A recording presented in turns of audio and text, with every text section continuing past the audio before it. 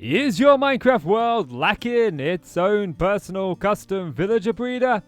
Well, don't worry, because I've got you. Now, there are thousands of videos on YouTube that are going to teach you how to build a villager breeder, but I'm going to try and make mine different. While yes, you will be able to follow this tutorial block for block and build a villager breeder that will work, I'm also going to teach you the mechanics. So I'm going to show you as well how easy it is to adapt to the farm for any build that you want. I'm not a technical Minecrafter by any stretch of the imagination, but these mechanics are really simple to understand. So welcome to the first episode of Miss Minecraft, because Minecraft is super simple. Now, step one is going to include having access to two resources. The first one is villagers. You are going to need 2 adult villagers that are not nitwits for your build. So I strongly advise that you build this breeder close to but not inside of a village. Now, a good tip here is if you've just located a village and you've stationed your base nearby,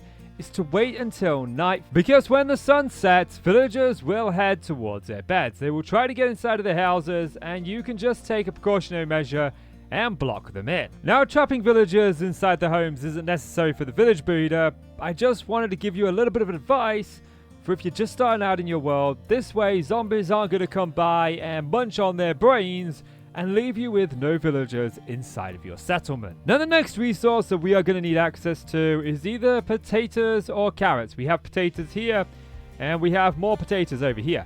So you're going to need to make sure that you're growing either potato or carrots, but don't do a mixture of both. Now, this is because for villagers to be able to breed, they are going to need to gossip, and they do this by throwing food back and forth and sharing it.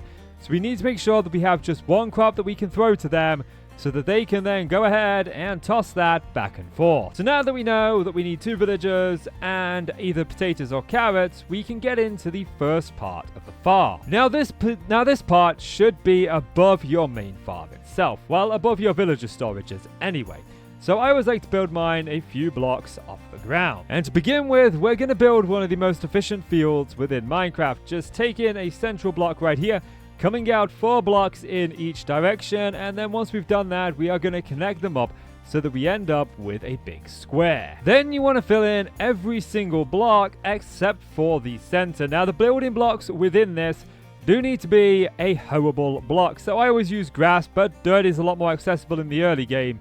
It doesn't really make a difference as long as you can go ahead and take your hoe and you can turn that into tilled soil. That's completely fine. Just to give you a bit more of an idea, grass will work, rooted dirt will work, but you have to hoe it twice. Coarse dirt, again, will work, but you have to do it twice.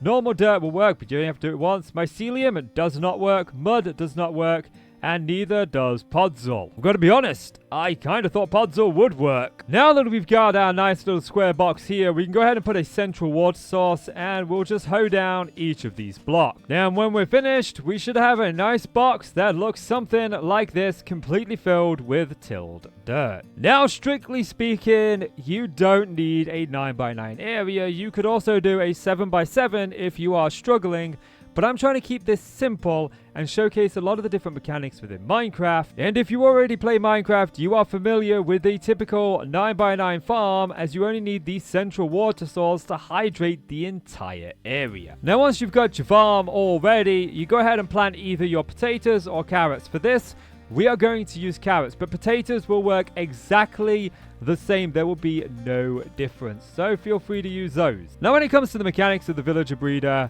we need a few things for the villagers to be able to breed. So first of all, I'm going to build a box just 2 blocks tall all around the outside to prevent them from escaping. So once we have our farm set up, we need to go ahead and get 2 villagers in here. I'm going to show you guys how to get villagers into your farm really easy in a moment. But first of all, let's talk about the breeding mechanic, because a few conditions need to be met for your villagers to be able to breed, and they're actually really simple and easy. So first of all, they need to have 12 food points. So we need to go ahead and fill up their inventory with a bunch of carrots. Now, considering the fact that we are throwing these down to help ease the process, but don't worry, they will get this just by simply harvesting the crops. You can speed it up a lot. As you can see now, we're getting a bunch of love particles. They were very happy there, but if you keep watching, you'll see that they don't quite... There we go, look. They got angry. They're like, no, So what's going on there? Let's break this down a little bit more. So there's two main conditions that need to be met for villagers to breed. The first is they need to enter love mode. And to enter love mode, they need 12 food points. We give them this by simply throwing crops at them, but they will harvest crops on their own, although they won't at the minute because they don't have a job, so we'll talk about that in just a second. But if you give them enough food, they will enter love mode. But then the second mechanic kicks in. You see, we need to determine that this is a village. And how do we do that? By adding in a little room on the end. This room should be at least 3 blocks away from your sort of bridge block here, so we've used spruce on the outside. Give it about 3 blocks, and what you're going to do is you're going to take beds. So a village in this game is determined by the number of beds. Each villager must have a bed. So if we put 2 beds down, they've got a bed each, that's fine. So they're going to enter love mode, but then they're going to get angry because they've actually only got 2 beds and their population is met. But if we were to add down a 3rd bed, then they would enter love mode and they would go, okay, right, there's 3 beds here, but we need an extra villager. And I did just hear the little baby somewhere. He's kind of stuck inside this guy. Stop standing on him. There he is. So villagers will only breed if they have enough food to do so, and that they can see more beds than there currently is a population. So this will totally work, but you're only going to get 3 villagers from it. Because we have 3 villagers here, we have 3 beds. Now the way this farm is currently set up, we are only going to get that 1 additional baby villager each time. So let's fully automate this and I'll show you how you achieve that. So the crops, instead of us throwing the crops manually, we can actually get them to do that for us. You see, all they need to do is be a farmer. So what we're going to go ahead and do is we're going to put a composter down just over the water here. Then one of these is going to go, okay, I want to be employed now. I'm going to be a farmer. This means that what he's going to do now is when these crops fully grow up, he's going to go and harvest them. And he's going to start chucking them back and forth between the 2 of them, and they will start breeding on their own. But we do run into another problem, and that is the fact that we've got 3 villagers and 3 beds. Now the logical answer right here is very simple. Add more beds. But that's still creating a bit of a problem. We still kind of have to manage this area, and we want this to be fully automated. So how do we fully automate these beds? We need to achieve 2 things here. We need to remove this villager from the farm, and we also need to ensure that they still have access to these 3 beds. So let's work on removing the babies first. And this one is actually really simple. All we're going to do is we're going to take out these 3 blocks here that connect to the farm, and we're going to insert trapdoors. We're then going to open the trapdoors. This does show that the villager can walk over it. He's going to think that this is a valid path, and he's going to walk over it. And then he's going to fall down and be removed from the farm. But that does create another problem. Because we don't want the big villagers falling down, we only want the little babies falling down. So what we can do is we can go ahead and add a trapdoor up top here. And this will allow the baby, he's in my way there. This will allow the baby to walk over, fall down, but the bigger villagers won't. Just make sure that below you have some sort of containment room to contain the baby villager in, otherwise he's gonna, wander off. So to recap what's happening here, we have a room that is growing our crops, either potatoes or carrots. We put a composter down in the center of it, and we've added 2 villagers to the mix. One of these villagers then became a farmer because of the composter. He is going to pick up all of the carrots that are fully grown. He's then going to start chucking them back and forth to the other villager. This is going to mean that they can gossip, they can chit-chat, and they will enter love mode. Now, when they're in love mode, they are going to try and announce how many beds are in the area. They find 3, so they know that the population limit is just 2. They need an additional 1, and thus they will breed out a baby.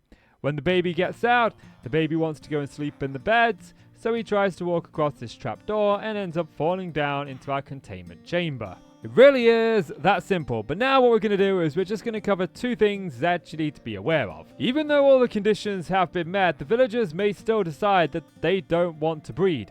Every single villager breeder that I've ever done, the villagers sometimes breed and other times they just get angry. You can try and fix this by changing the orientation of the trapdoor, putting them on the outside block as opposed to putting them on the inside block of the farm.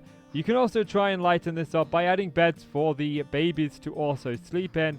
Although both of these do tend to work, they also don't work at times as well, so just be careful with that. And even after they've just had a little baby, they might not want to breed for a little while afterwards. They've both got food, but they are not sending it back and forth. The time of the day also can affect this. The main point of this is if your villager breeder isn't working, don't immediately write it off as broken. Leave it for about an in-game day to see if anything happens. The conditions may then be met and it may work. But if it doesn't, you might want to just make sure you haven't made any mistakes. Since you know the mechanics, troubleshooting should be easy. You just need a farm, they need to be able to throw crops back and forth, and they need to be able to have access to more beds than their current population. It might be simple that maybe these guys down here are actually seeing the beds up there, so you want to lower your chamber a little bit. Maybe you've blocked this off and you want to try, maybe instead of having trapdoors, you want to try slabs to see if that might alter it. Villagers have weird mechanics that just seem to right themselves at times, and weird things can affect it. I prefer trapdoors. This is what works in my hardcore world. And one more tip. If you're building this open like this, just be warned of a couple of things. One, zombies can and will spawn in spawnable locations, so ensure that the entire farm is lit up so we don't get any zombies. Now, another thing to be concerned about if you're leaving the farm open is it is possible that these villagers may very well indeed become a witch if lightning strikes them. So, if your blocks are flammable, find a non-flammable block, put a lightning rod down, and then any lightning that strikes this area will hit the rod. But if you've encased this and this is an inside building, don't worry too much. Contrary to most games, you don't actually need sky access for the crops to be able to work. This right here is my hardcore survival world, and this is my villager breeder. It is inside a little townhouse. Here I've got an entire street where I have different shops for different professions within the villagers. And you can see in here that I've got a couple of gate fence posts here. Most of my villagers that grow up end up here. I've got some beds down here, so they're all nice and comfy. And if we go up here, you can see that I've got a very similar design to the one that I've showcased. I've got a farmer villager there, a regular villager there. I've got 2 beds here. Yes, 2, not 3. And why don't I have a 3rd bed? Well, if you take away the 3rd bed, it breaks the farm and it stops them from producing. And I just have I have quite a few down here already. I don't need any more at this moment in time. So when it comes to villagers in Minecraft, there are a few ways to move them. The first and the easiest is job blocks. Anything that will give them a profession, you can use composters, they will move towards. I like to do the rule of 2. I always put 2 down, and then I can break this one, and he can immediately pathfind to the other one, rather than waiting for him to pathfind to this one, then moving this to the next location. The range on this is quite a distance, to be fair, but I like to keep them short. Makes me feel like I'm more in control of where the villagers are going, and these villagers can be annoying.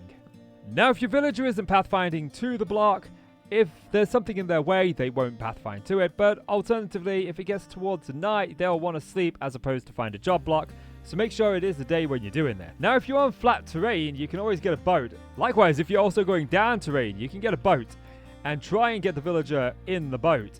They're pretty good at getting in them. Just bearing in mind, with boats, you can't go up terrain, so you want to make sure that you're going downhill with this. Alternatively, you can get yourself some rails, and they can go in minecarts, and this is a great way to get them up terrain. But villagers are the most annoying thing that I ever have to deal with within Minecraft. They frustrate me no end. So we're just going to push him on his merry way. The power rails will take him, and I'm going to enjoy this very much. Now, the 4th way is by far the easiest method, but it is incredibly inconsistent, and you do need to get lucky. First, you're going to want to find yourself one of these Minecraft churches, head all the way up the ladder, drop down a lectern, stand in front of it, and pray. Pray to the Minecraft gods that the villager does exactly what you want it to do. Just pray. Pray your heart out to the Minecraft gods that villager goes where you want him to go. Trust me, this is the most important method ever. Traumatized from building my iron farm I am. So I hope you've learned from this video not only how to build your own villager breeder, but how to customize it to your own likings, and how to understand how the villagers breed and just how simple it actually is, even though they can still be complicated behind. So please do consider leaving the video a like and hit subscribe. Every interaction helps out the channel as I try to grow this hobby into a full-time job. Thank you guys so much for watching. As always, I'm KC, you are the awesome folks, and I will see you in the next video. Bye!